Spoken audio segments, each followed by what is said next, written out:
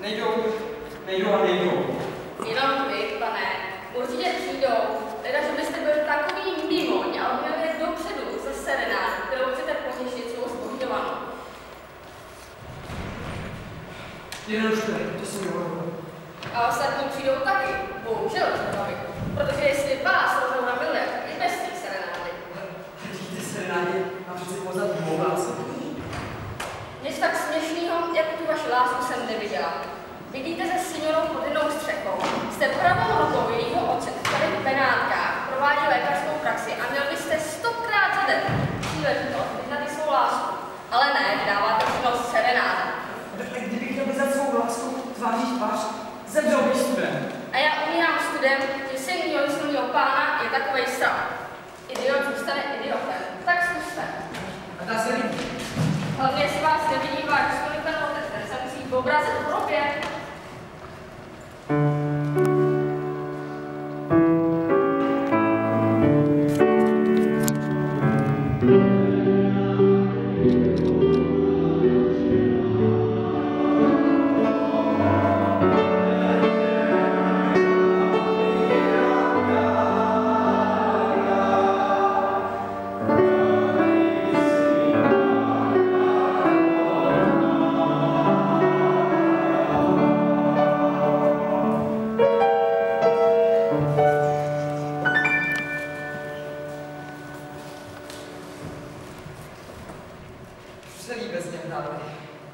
Pane, celý je to fraška, když si měla rozobrat, ani neví, kdo jí tu serenádu věnoval. Těžko jí oči, tak se jí ukažte, když po ní vrátíte tolik peněz. Ty byla má smrt. Abych byl mimo podezření, půjdu za ním vchodem a vás vrátím. Serenáda patřila tobě, ale ne tobě. Jaká ty nádherná noc. Co jsem ti říkal, Arlekino? Nejsou Benátky překrásná země? Každému se vezeš utěší. Když jel sladký vzduch v lájemeci, nebo serenáda, kterou jsme právě mysleli. Ne, že by bylo zrovna důležitý, co jste zrovna řekl, pane, ale aspoň, že to nebyla lež. Si prostě řekl. Tak to zase lež je. Měl byste místo vyhledávání dobrodružství spěchat do náručí svého pána otce. 20 let na vás čeká, ale ne, vy se vyvedete plné hodlá. Můj otec ví nevykojí. Tímhle se vrátí do Benátek, vrhnu se se vší vehemoncí na jeho odluč. Zatím chci užívat svobodu. Podívej se na ty krásné dámy tam na balkóně. Vám připadá krásné všechno, co aspoň trochu vypadá jako ženská. Slyšuji se takhle pozdě večer na balkóně. Určitě nebudou nepřístupné. Rodí se do hostince a překlad, kdo jsou. Co asi řekne dál? A tyto dvě padlé hvězdy, Co prosím? tyto dvě z nebe spadlé hvězdy mají svůj lesk tak okouzlující, že jim prozařují nebe i zemi. Mé dámy, nemusel bych se bát, že se budu zdát příliš odvážný. Zavřel bych se s vámi, tedy zavřel bych s vámi rozhovor. Prokažte nám čas. Blahé večery k ním přímo vyzývají. Máme teď trochu více volností. Otec je na cestách. Takže, Pane, jejich otec není doma. to vidím. Okamžik. Pane, vy znáte našeho otce? Ano, váš otec to je velký muž, je pýchou našeho stolku. Kde se jí nachází, smím se zeptat? Je v Padově u nemocného. Je tady lékař. Pane, jejich otec je lékař. Odcestoval do Padovy za nemocný. Jak se jmenují? No okamžik. Pane, smíte se zeptat, když tak dobře znáte našeho otce, jak se vlastně jmenuje? Jsem obdivovatelem vaší krásy. Ne. Ne? Miluji jednu z vás. Kterou? Rozauru nebo Beatriču? Vyznám se v pravý čas. Pane, no počkejte. Jedna se jmenuje Rozaura a druhá Beatrice. Nechcete prozradit, kterou z nás jmenujete? Řekněte nám aspoň své jméno. Jmenuji se Don Asdrubale Markéze de Castel d'Oro. Pojďme radši dovnitř, ať nás nepovažuje za lehkovážné. Pane Markése, ochladilo se. Rady vás opět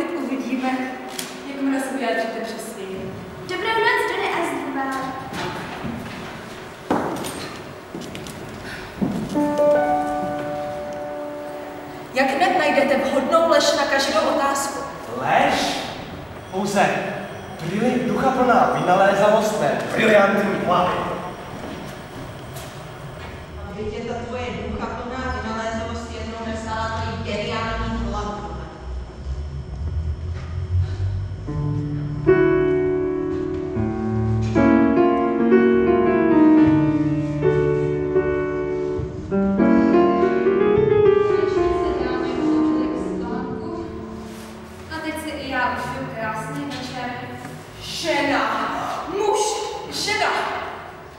Kouká na mě, že by mě nespotkalo štěstí.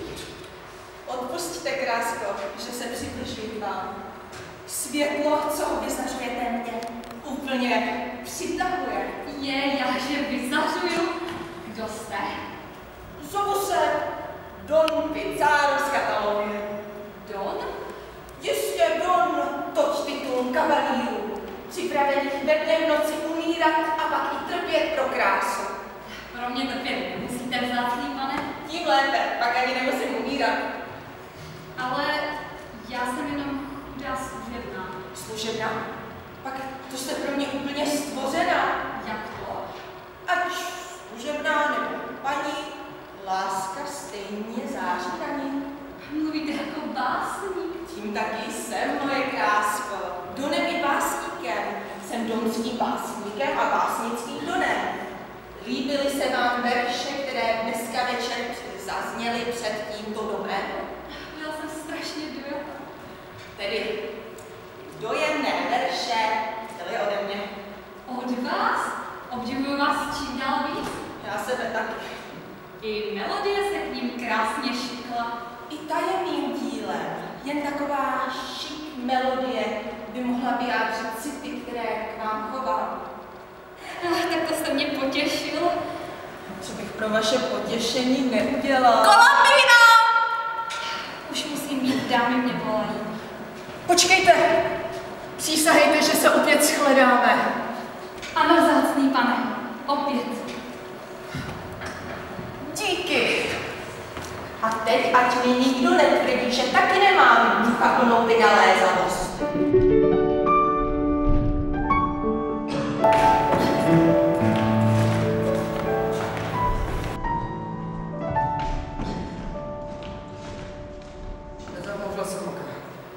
Radost, že se vás ráda tak vydařila, mi nedala spát. Pěkná radost, stojí vás peníze a spánek a přitom jen vám a vaši milí celkem nic. Nikoli nebylo. Našel jsem další způsob, jak připravit skvostný a radostný rozrušení pro rozhovor.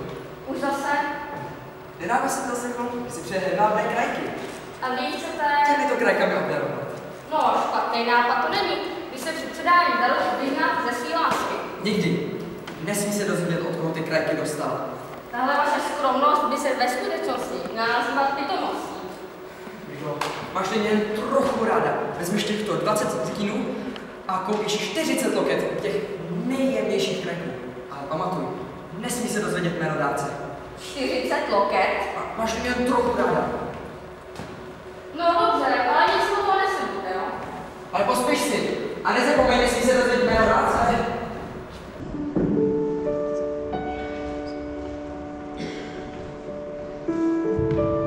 Jaký prorocký mluvy. Tvé nohy září víc než tvé oči. Musíš mi náležet. Promiňte, signore, ale jako zbožňovatel jedné z tohoto domu má právo, abych se otázal, komu náleží vaše láska? Má láska? Ta patří obdivuhodné architektuře tohoto balkonu. Její jemné rysy a jemné detaily přímo vyzývají naše lidi. Chcete mi snad tvrdit, že jste se zamiloval do balkonu? To se nikdy neslyšel, že se člověk může zamilovat i do umění. Jste snad architektem? Nikoliv, lékařem, ale Zase architektuře. Zaslechl jste se rád, která vážně z noci zaspívána? Státe se být poněkud v rozpacích. Není to spíše architektura a jemné detaily, jemné struktura, které vás tolik natchly? Co? starám se o medicínu, nikoli o ženy. Nevěřím vám. Vzdychal jste. A toto je Benovka z Vychazana? Správný doktor vzdychá více než 30 pacientů. S Bohem, signore. Bez pochyby je zamilován. Dám mu se vyučenou tak, že budou mít všichni lékaři v Benátkách co dělat, aby mu zachránil život. Co vidí? Otávio! Příteli! Otávio! Zase doma. Od včerejška. Otávio, vy se jistě vyznáte v Benátkách. No, samozřejmě, bydlím zde celý rok. Tak to jistě znáte ty běženy z toho domu. Ne. Příteli, to jsou ty děvčata, jejichž krásu vyvolala i bohyně Venuše řádu. Ale... A zamilovány jsou. To mě snad neobjevuje. Ale ano. Jakmile se mluvili do řeči, byly obě celé žavé láskou. Jedna se jmenuje Rosaura a druhá Beatrice. První i druhá. Druhá i první. Rosaura i Beatrice? Rosaura i Beatrice. A nebyl jste to dokonce vy, kdo jim dnes noc nechal zaspívat tu serenádu? To jiný. Bravo, signore. A co dalšího jste si mi ještě prováděli? Celé žavé láskou mne hned potom pozvali do domu. Můj sluha prostřel večeři a strávili jsme spolu veselou noc. Přítelíčku. Mám tak chci dát věřil všemu, co mi tady vyprávíte. Ale, pojď, řekni tady Otáviovi, kde jsem byl včera večer. Benátka. Ale na černosti. Položil jsem pod tímto balkónem s oběma dámami. No, to jste teda hovořil. Nechal jsem jich zpívat serenádu. To jste teda nechal. A večeřel jsem pak dlouze s těmito dámami.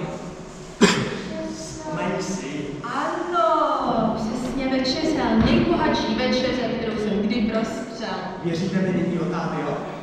Muset, ale že pro mě sestry Jde o zcela mimořádný případ.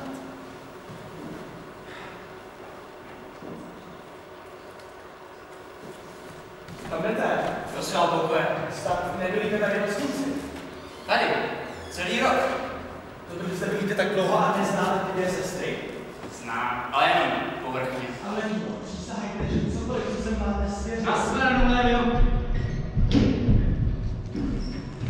Já ničím vůbec. My do dneška opírali ruku, za tomu ještě budu žehnat. Pane, musím se vám přiznat, že když slyším o té vaší duchaplnosti, tak mi cvakají zuby hrůzou. Jo, mé duchaplnosti, nemáš co přemýšlet, máš prostě porozumět. Ale jak? Co já?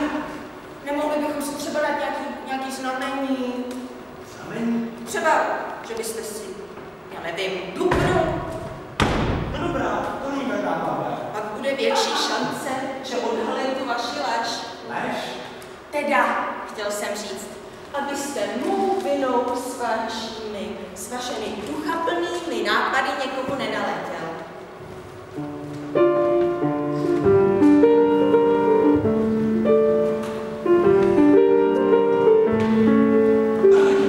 Podívej, vylezí. No jo, teď je taky karneval, první duben, lásky čas. To budou jistě ty dvě dcery z toho domu. Ne, dámy, nenamáhejte se zahalovat svou krásu. Zářící světlo vašich očí odhaluje rozkošné dcery doktora Balanzoniho. Pouze na půl. Toto je vás žádná. Kde? Mé srdce poznalo jen tu polovici, kterou miluji. Přiznávám se, jste to vy, komu patří má láska. A jak mě poznáte od mé sestry? Podle hlasu mého srdce, které nelže. Která tedy jsem? Rosaura nebo Beatrice? Beatrice nejste, jste Rosaura. Srdce vás tedy opravdu neklamalo. Asi vypadá ta druhá pod škraboškou. Musím opravdu vyznat vaši lásku? Zbožňuji vás. Kdybych tak mohl vidět její obličej. Věřte, že od té doby, co jsem na Astunbálu učil mluvit, nevyslovil jedinou lež. Však nám budoucnost ukáže. Stali jste ke mně upřímní. Upřímnější člověk po této zemi nekráčí sílou.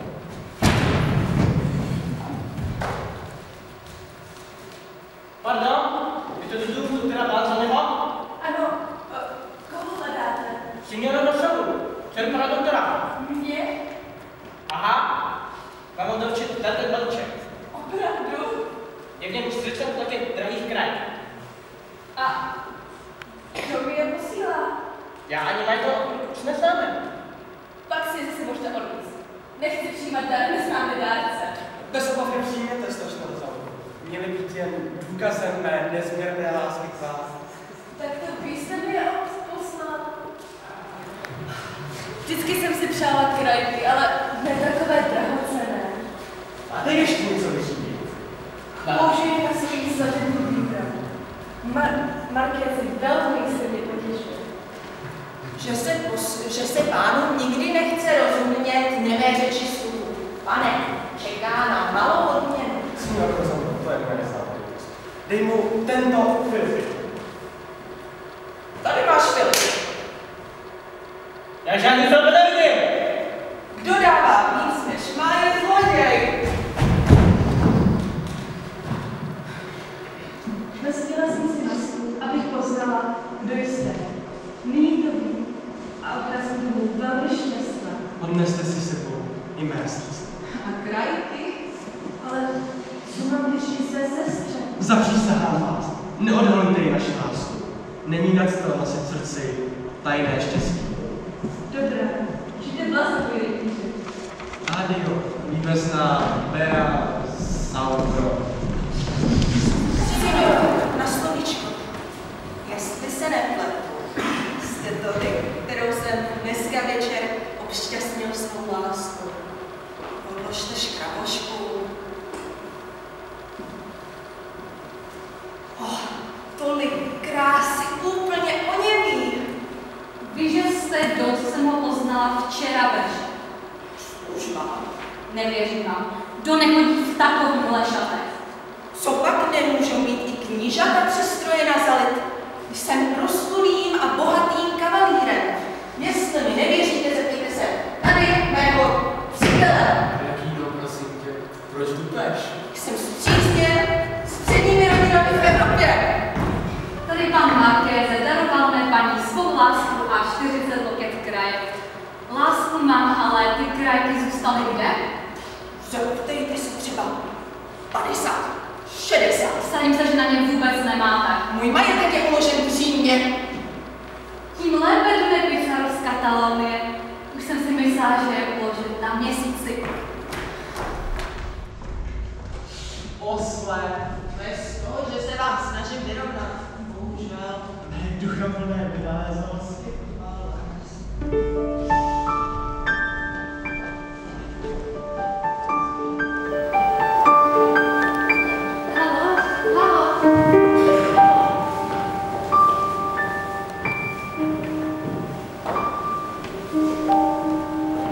Mohli byste mi poradit, kdy se dostanu nejrychleji do Benátek? Kudy? Tudy?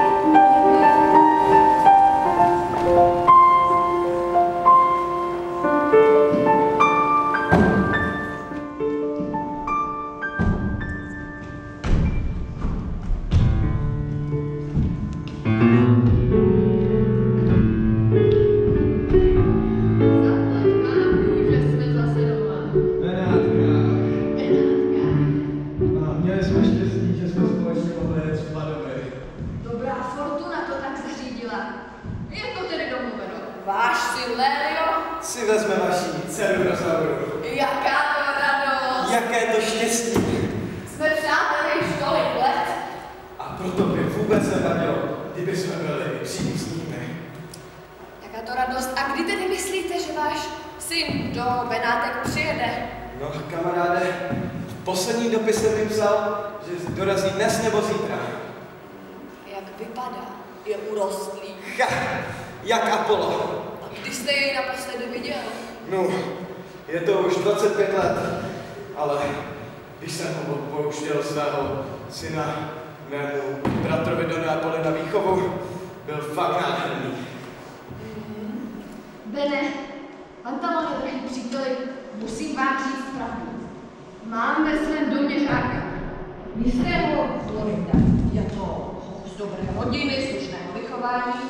Vždy bylo mým přáním, aby se oženil s mou dcerou Rosaurou. Ale přece, myslíte si, že bude má dcera s vaším synem šťastná? Ovšem, můj syn je chloubou celé Neapole. Každá žena by měla štěstí, kdyby s ním byla. Je žhavý jako 20letý, pěkný jako 30letý, oddaný jako 40letý a moudrý jako 100letý. A má dcera Rosamunda. Daj jí rozkvést. Jaká to radost. Jaké to štěstí.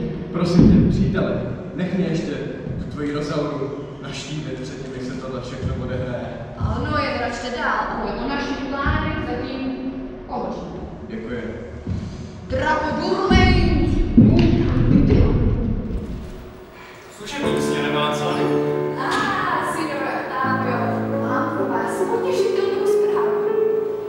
Právě jsem zasloubil svou dceru Rosauru. Blahopřeji vám i vaší dceři.